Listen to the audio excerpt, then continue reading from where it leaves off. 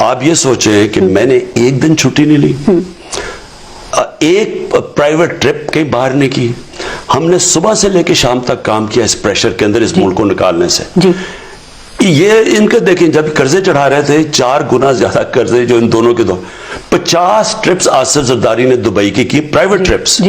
21 trip Nawaz Sharif ने London की private trips. जब मुल्क मखरूज हो रहा है, इनको अगर मुल्क की फिक्र होती, ये हमारे साथ मिलके, पता है कि एक गवर्नमेंट मुल्क को बचा रही है, इन्होंने उल्टा हमारे साथ वो नैरेटिव लिया जो हिंदुस्तान का है। आपने बात की फॉरेन फंडिंग से, मैं इतना जानता हूं कि इनका जो सारा नैरेटिव था वो हिंदुस्तान में क्यों इतना पॉपुलर हो गया। नवाज शरीफ क्या किया इसने चीज, आज उसकी जो वो करता है हिंदुस्तान में, उसकी पब्लिसिटी देके वो कोई हिंदुस्तान का हीरो बन चुका है, क्योंकि वो काम कर रहा है जो हिंदुस्तान कोशिश कर रहा है हमारे मुल्क को डिग्रेड करने की, इंटरनेशनली हमारी इकोनॉमी को नुकसान, फॉरेन इन्वेस्टमेंट ना आए पाकिस्तान में, मुल्क तबाह हो रहा है, ये सारा यही शुरू हो गया। तो इसके बावजूद वो सपोर्ट इंडिया कर रहा है। देख इंडिया क्या चाह रहा है, अब मैं आपको बता, इंडिया क्या चाह रहा है, हर वो काम कर रहा है कि, और ये इससे ज्यादा नरेंद्र मोदी से ज्यादा एंटी मुसलमान और एंटी पाकिस्तान हिंदुस्तान की गवर्नमेंट आई नहीं है 73 साल में। ये सबसे एंटी मुसलमान और पाकिस्तान की गवर्नमेंट है। इन्होंने हमें पूरा जोर लगाया फैटिफ के अंदर हमें ब्लैक लिस्ट करने का। यही इन्होंने हमें ब्लैकमेल किया सारी ऑपोजिशन में मिलके कि अगर एनआरओ नहीं दोगे तो फैटिफ, अगर ब्लैक लिस्ट हो जाती फैटिफ में तो आज अगर आप महंगाई का लोग कह रहे हैं ना, आज तो 160 पे डॉलर, ये डॉलर ने पहुंच जाना था 250-300 रुपए पे। उसके बाद लोगों को पता चलना था महंगाई क्या।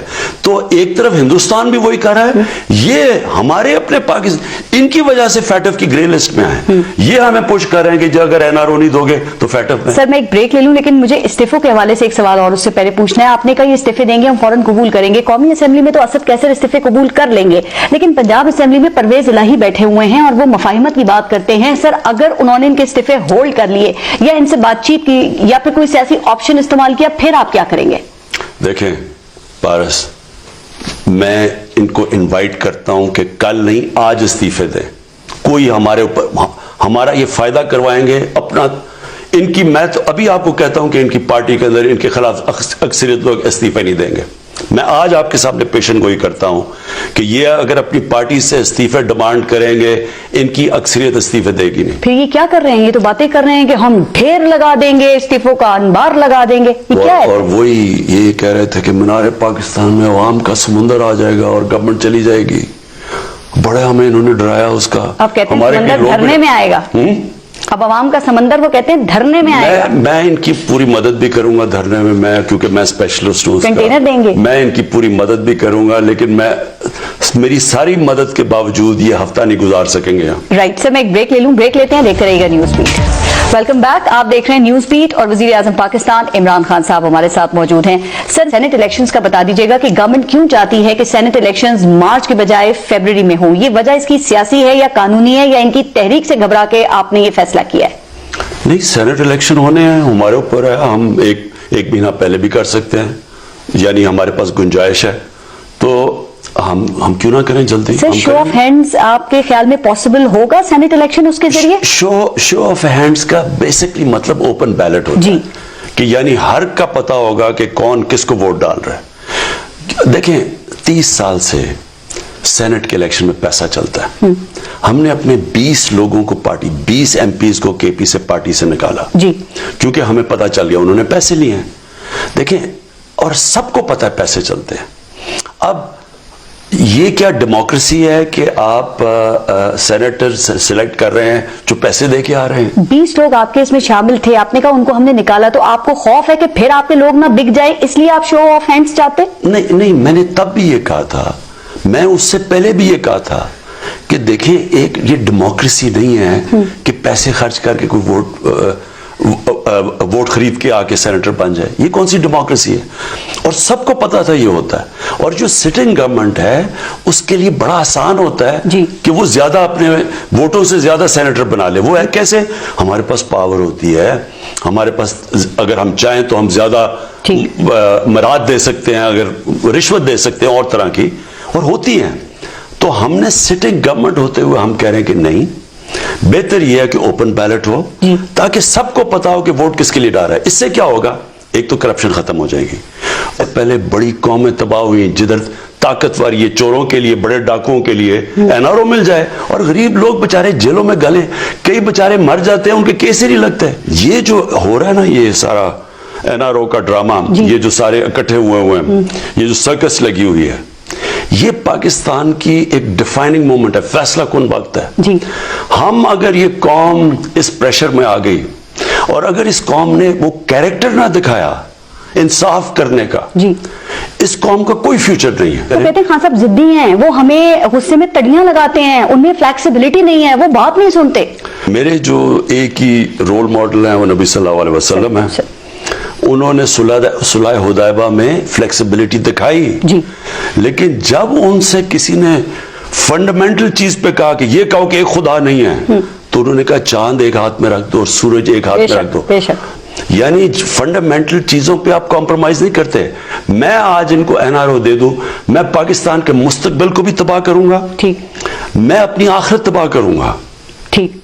सर मुझे याद है आपने मेरे एक इंटरव्यू में कहा था कि अगर मुझे अल्लाह ने मौका दिया तो मैं इन सबको पकड़ के जेलों में डालूंगा और फिर तुमने मेरा इंटरव्यू करना है। तो अल्लाह ने आपको भी मौका दे दिया और मुझे भी आपके इंटरव्यू का मौका मिल गया। सर आपने पूरी कोशिश की इनको जेलों में डालने की, लेकिन ₹1 भी रिकवर नहीं हो सका। तो मकसद सिर्फ इनको जेलों में डालना था या फिर इनकी करप्शन भी बेनकाब करना था? करप्शन भी पकड़ी जाती जो इल्जाम थे इन पे। देखिए पहली चीज पारस, मैं एक चीज आपको वाजे कर दूं, ये इनके ऊपर केसेस मैंने नहीं बनाए जी।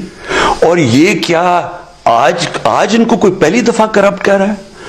आप इनके दौर में इनके जो 11 साल थे, इनके बयान एक दूसरे के सुन रहे। आसिफ जरदारी को जेल मैंने डाला था, नवाज शरीफ ने करप्शन में डाला था। नवाज शरीफ के ऊपर हुदैबा पेपर मिल का ओपन एंड शट केस मैंने नहीं बनाया था, पीपल्स पार्टी ने बनाया था। इन दोनों के बयान पढ़ लें जो उन्होंने एक दूसरे के ऊपर कहे हैं। करप्शन तो ये 30 साल से कर रहे थे।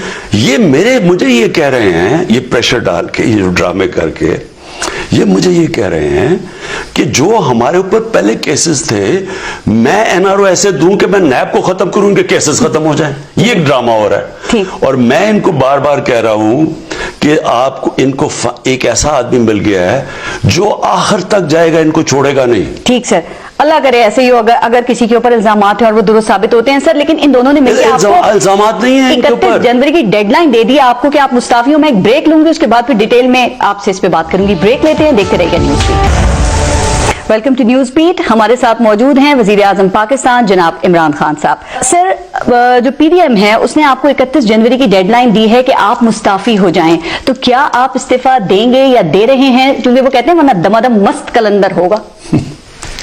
देखिए पहले तो ये उस आदमी से बात कर रहे हैं जिसकी 22 साल की स्ट्रगल है।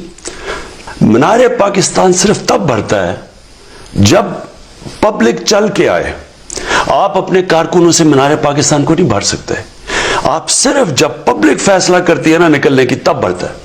तो मैंने 4 दफा मीनार पाकिस्तान भरा है। मैं 2011 से नवाज शरीफ को चैलेंज कर रहा हूं कि तुम कहते हो तुम इतने पॉपुलर लाहौर में मीनार पाकिस्तान जलसा करो, वो नहीं करता था। उसको पता था कि लाहौर के लोग निकलते नहीं है। अब इनके लाखों लोगों का दावा कर रहे हैं, आपके पास इंटेलिजेंस रिपोर्ट आई होंगी ना, इनके जलसे में कितने लोग थे? वो वर्चुअल की बात कर रहे होंगे। एक तो वर्चुअल होता है ना, आजकल वर्चुअल जलसे होते हैं। और फिर मुझे वो उस्मान बुज़दार ने बड़ी अच्छी बात की, हो सकता है कि सोशल डिस्टेंसिंग कर रहे थे और इसलिए फासले थे। देखें इनके अब बेटे आ गए, बच्चे आ गए, दोनों के जिन्होंने 30 साल लूटा उनके अब बच्चे आ गए। अब बच्चों का कोई तजर्बा ही नहीं है।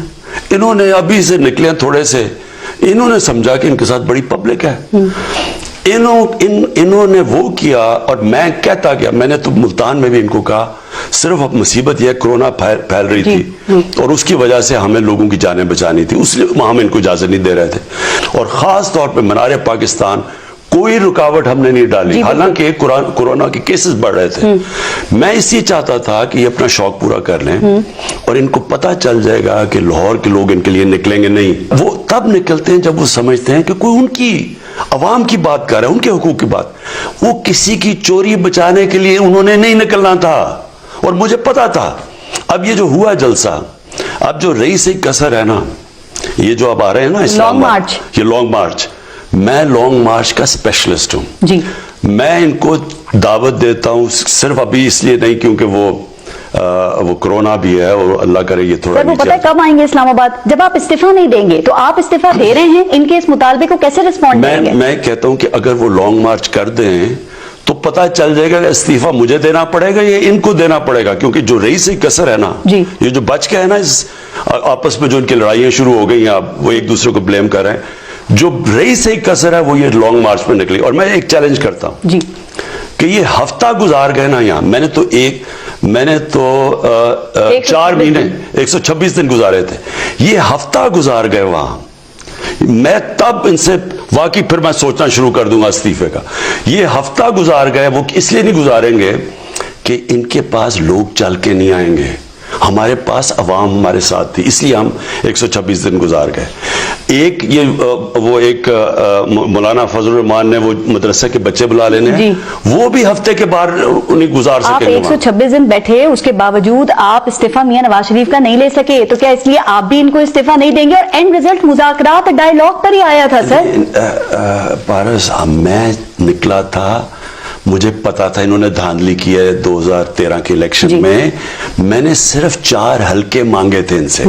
मैंने हमारी टोटल 133 पिटिशंस थी, उनमें से हमने कहा 4 पिटिशंस का अगर खोल दो, ताकि मैंने कहा 2018 का इलेक्शन ठीक हो। सर आप इन्हें इंगेज नहीं करेंगे लॉन्ग मार्च और धरने और ये एहतजाज से पहले? इन्हें आप 2 दफा मुज़ाकरात की दावत दे चुके हैं, लेकिन आपने कुछ देर नहीं कर दी, और जब देर करते हैं तो मामला खराब होते हैं। अब इंगेज करेंगे आप इन्हें कोई अनकरीब? इनको इंगेज करना क्या है? असेंबली तैयार बैठी है, हम हैं पहले दिन से कह रहे हैं हर बातचीत करने के लिए हम तैयार हैं, लेकिन इनका इंटरेस्ट वो नहीं है।